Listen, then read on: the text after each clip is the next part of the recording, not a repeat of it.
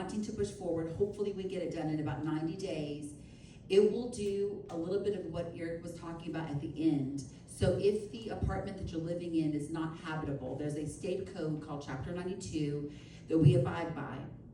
If for some reason this apartment's not habitable, we will have some requirement that landlord will have to follow. The city of Houston has oversight over that, but we have not taken the privilege of using that.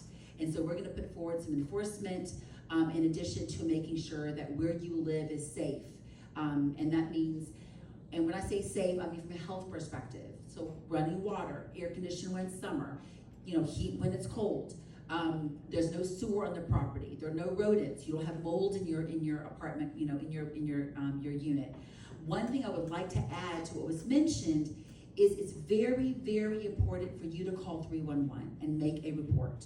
Now, what we find in many communities, especially our immigrant communities, is that you are afraid because oftentimes it brings attention to your situation. And that is reasonable, and I understand that. And so oftentimes you live in spaces to where you should not live in, and you are paying rent. And from a human perspective, regardless of what your legal position is in the United States, you owe it to yourself and to your family to live in a safe space. And so Lone Star Legal Aid is so great, and I love working with them because they can assist with that. And know that if you call our at-large office, we're not asking any questions. We're not gonna ask you what your position is. We are here to be your advocate and to help you push through.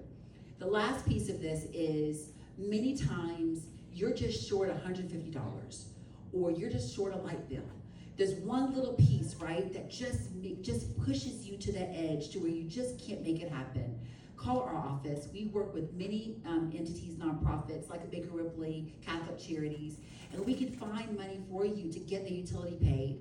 The county has resources as well, so we will be an advocate for you. This is my jam, y'all. Like, this is what I love doing. It's really one of the legacies that I want to leave when I leave this office. So we take it in our office very, very seriously, and we have one dedicated person that is bilingual that can help you work through these processes and make sure that you're treated fairly.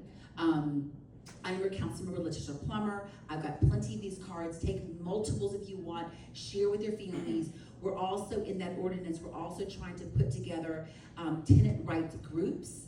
So you binding with other tenants in your community to help advocate for yourself, because gates that don't work, security that isn't done properly, improper lighting, these are all things that create crime issues